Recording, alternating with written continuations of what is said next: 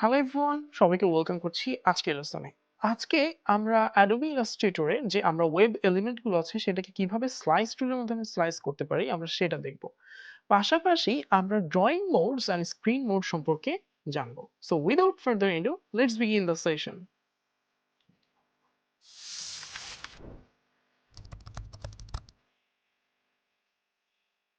এইখানে আমরা একটা ওয়েব পেজ ইলাস্ট্রেশন দেখতে পাচ্ছি। সো অনেক সময় দেখা গিয়েছে যে আমরা আমাদের ইলাস্ট্রেটরে কিন্তু কোনো একটা ওয়েবসাইটের ইউআই ডিজাইন করে থাকি। তো এই ধরনের ইউআই এলিমেন্ট গুলোর কাজ করার জন্য আমরা স্লাইস টুলটা ইউজ করে থাকি। তো যেমন এখানে আমার এই ডিজাইনটা আছে, রাইট? সো এখানে আমি যদি একটা আর্টবোর্ড ক্রিয়েট করি, আমার এই ডিজাইনটা ধরুন এইটুকু আমি প্রেজেন্টেশন ছাড়াই দেখাচ্ছি। কজ স্লাইসিং টুলের প্রেজেন্টেশনটা ম্যান্ডেটরি না। সো এখানে আমি আমার আর্টবোর্ডটা ডিজাইন সাইজে করে নিচ্ছি, ঠিক আছে? আর এই আর্টবোর্ডটা আমি এখানে ক্লোজ করে দিচ্ছি, কজ এটা আমাদের আজকে ক্লাসের টপিকটা না। সো এইখানে আমরা একটা জিনিস দেখতে পারবো যে কি আমাদের এলিমেন্টে কিন্তু আমাদের হেডারটাও আছে, দেন কিছু টেক্সট এলিমেন্টস, কিছু ইমেজ এলিমেন্ট আছে, রাইট? সো আমরা এখানে স্লাইস টুলের মাধ্যমে আমরা আমাদের এই পেজের টোটাল এরিয়াগুলোকে সিলেক্ট করতে পারি। যেমন এখানে লোগোর জন্য আমরা একটা এরিয়া সিলেক্ট করতে পারি, দেন এইটুকুর জন্য একটা এরিয়া সিলেক্ট করতে পারি, দেন আমাদের এইটুকু এলিমেন্টের জন্য একটা এরিয়া, ঠিক আছে? দেন এইটুকুর জন্য আরেকটা এরিয়া আমরা নিয়ে নিতে পারি। সো এখন আমাদের কিন্তু এরিয়া সিলেক্ট হয়ে গিয়েছে, রাইট? তো আমরা স্লাইস সিলেকশন টুলের মাধ্যমে এই যে সিলেক্ট গুলো মাত্র করলাম এইগুলোকে কাস্টমাইজ করতে পারবো। সো এটাকে সিলেক্ট করে আমরা চাইলে একটু উপর নিচে নামাতে পারবো আর কি। ঠিক আছে, টোটাল কাস্টম আমরা এখানে করতে পারবো। সো মোটামুটি হয়ে গিয়েছে আমাদের। এখন যদি আমি file export then save for web চাই, দেন আমরা অথবা এখানে জেপিইজি সেভ করে দিই, সমস্যা নেই। দেন আমরা একটু ফাইলটাকে একটু বড় করতে পারি, কোনো সমস্যা নেই, লাইক 8000 পিক্সেল দিয়ে নিতে পারি এখানে। দেন আমরা আইকনে ক্লিক করি, ঠিক আছে? তো আমরা এখানে ফিট অন স্ক্রিন দিয়ে দিই। এখন সেভ দিব। কোথায় সেভ দিব? সো আমরা ধরুন ডেস্কটপে একটা ফোল্ডার ক্রিয়েট করছি, নিউ ফোল্ডার ক্রিয়েট করছি, যেমন ওয়েব। সো এন্টার প্রেস করছি। এখানে আমরা ফাইলটা সেভ করে দিচ্ছি। জাস্ট আমরা যদি ওকে প্রেস করি, আর একটা জিনিস আমরা এখানে খেয়াল রাখবো, যদি আমরা এখন আমাদের ওয়েবে চলে যাই, সো এখানে আমরা ইমেজ একটা ফোল্ডার দেখতে পারবো। এই যে দেখেন আমাদের যত স্লাইস করা হয়েছে সব কিন্তু এক্সট্রাক্টটা ইমেজ আকারে ওপেন হয়ে গিয়েছে। সো আমরা কিন্তু image to XHTML PSD HTML অথবা ইমেজ টু এইচটিএমএল এখানে কনভার্ট করতে পারি। So look at this. এই যেমন আমরা ইলাস্ট্রেটরে কিন্তু এইটুকু অংশ সিলেক্ট করেছিলাম, রাইট? এইটুকু অংশ দেখেন আমরা দেখতে পাচ্ছি এখানে। সেম ভাবে গো ই লার্নিং। সো এখানে কিন্তু আমরা এই যে গো ই লার্নিং লোগোটা সিলেক্ট করেছিলাম। So look at this.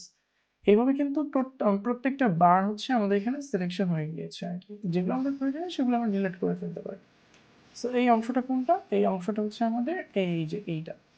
এখানে অ্যাডিশনাল একটা বার অ্যাড হয়ে গিয়েছে। সো এইটাও কিন্তু আমাদের এখানে স্লাইস হয়ে গিয়েছে।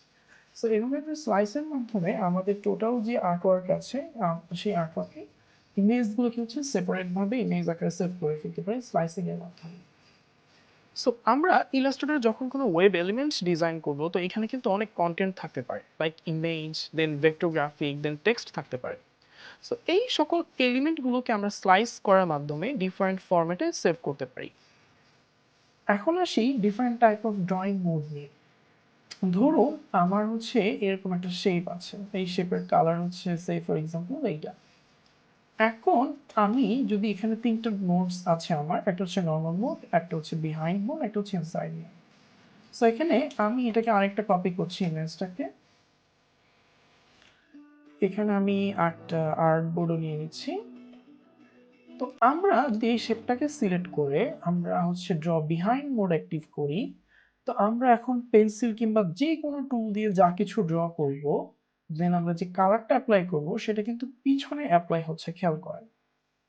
আমরা যে কোনো কিছু আমরা কিন্তু শেপের উপরে ক্লিক করছি, রাইট? বাট আমরা যা ক্রিয়েট করছি না কেন সব কিন্তু আমাদের কি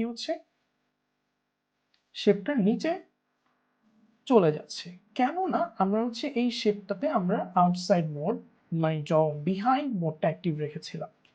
সেম ভাবে আমরা যদি এই শেপটাতে ইনসাইড মোডটা অ্যাক্টিভ রাখি, আমরা এখানে যে কোনো টুল দিয়ে আমরা পেন টুল ইউজ করতে পারি। আমরা যে কোনো টুল দিয়ে যা ড্রয়িং করব না কেন, সব কিন্তু কি হচ্ছে আমাদের একটু এটাকে সিলেক্ট করছি। সব কিন্তু আমাদের কি হচ্ছে ইনসাইড মোড অ্যাক্টিভ হয়ে যাবে। সো লুক এট দিস, আমরা কিন্তু যা ড্রয়িং করছি এটা কেন চলে গিয়েছে? কারণ এই শেপটা আমাদের সিলেক্ট করা লাগবে, আইসোলেট করা লাগবে। এখানে একটা জিনিস খেয়াল রাখতে হবে, মজার ব্যাপারটা হচ্ছে আমি আবার দেখাচ্ছি। আমরা যদি একবারই শেপটা সিলেক্ট করে ইনসাইড মোডটা অ্যাক্টিভ করে দেই, জাস্ট অ্যাক্টিভ থাকা অবস্থায় হচ্ছে আমরা কাজ করব। ঠিক আছে? সো এখানে আমরা এই শেপটা নিচ্ছি and then say for example এখানে আমরা হচ্ছে আরেকটা শেপ নিচ্ছি। এইখানে আমরা আরেকটা শেপ নিচ্ছি, রাইট? এইখানে আমরা কি করছি? ধরেন say for example এই কালারটা নিচ্ছি বাট একটু ডার্ক কালার। তো আমরা control left second bracket press করলে এটা নিচে চলে যাবে। ঠিক আছে? আবার প্রেস করে ধরেন হচ্ছে আমরা এইভাবে আরেকটা কালার নিচ্ছি। এটা হয় আরেকটু light colour. Control left second bracket press করলে এটা সবার নিচে চলে যাবে। ঠিক আছে? তো এইভাবে কিন্তু কি আমরা ইনসাইড মোড অ্যাক্টিভের মাধ্যমে এই কাজটা করতে পারি। সো সামহাউ যদি এটাকে আপনি রিলিজ ক্লিপিং মাস করেন তাহলে হচ্ছে এই যে যা এতক্ষণ করেছেন সব কিন্তু চলে যাবে। সো আপনি আবার চাইলে সিলেক্ট করে এখানে কন্ট্রোল 7 প্রেস করলে এটা আবার কি হবে? মাস্ক হয়ে যাবে। ঠিক আছে? সো এইভাবেই আমরা ড্র বিহাইন্ড, ড্র ইনসাইড মোডে কাজ করতে পারি। দেন হচ্ছে আমাদের স্ক্রিন মোড। আমরা যদি কিবোর্ড থেকে এফ প্রেস করি কিংবা হচ্ছে এই যে আমাদের এখানে স্ক্রিন মোডগুলো আছে, জাস্ট এফ প্রেস করলে আমাদের স্ক্রিন মোডগুলো চেঞ্জ হতে থাকবে। অনেক সময় আমরা একটা আর্ট ওয়ার্ক করলাম, সেটাকে আমরা একটু জুম ইন করে দেখার প্রয়োজন হতে পারে যে আর্ট ওয়ার্কটা কেমন হলো, কোথায় কোনো রেশিও প্রবলেম আছে কিনা। তখন আমরা স্ক্রিন মোডগুলোতে কাজ করতে পারি। সো আশা করি আজকের লেসনটি আপনাদের অনেক ভালো লেগেছে। দেখা হচ্ছে পরবর্তী লেসনে। আসসালামু আলাইকুম।